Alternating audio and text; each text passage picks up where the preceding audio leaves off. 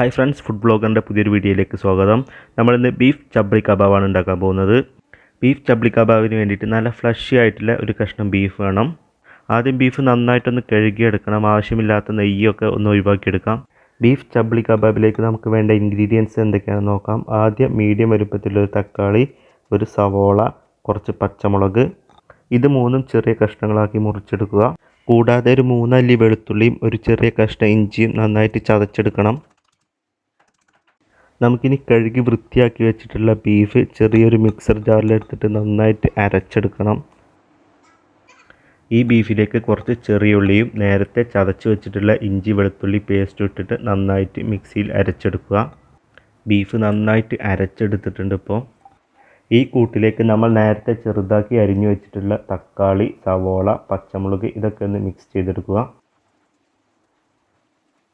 നമുക്കിനി ആവശ്യത്തിനുള്ള മസാലകളൊക്കെ ചേർക്കാം. കുറച്ച് മഞ്ഞൾപ്പൊടി, മുളക് പൊടി, മല്ലിപ്പൊടി, കുരുമുളക് പൊടി ഇതൊക്കെ ചേർക്കാം.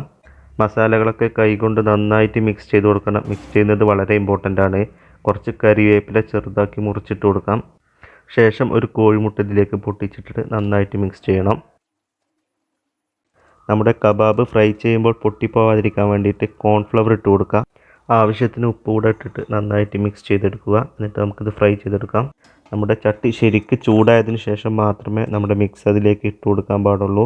അത്യാവശ്യം നന്നായിട്ട് എണ്ണയും വേണം. സൺഫ്ലവർ ഓയിലാണ് ഒഴിച്ചു കൊടുക്കുന്നത്. സൺഫ്ലവർ ഓയിലാണ് ഏറ്റവും നല്ലത്. ടേസ്റ്റ് കുറച്ചും കൂടി കൂടും.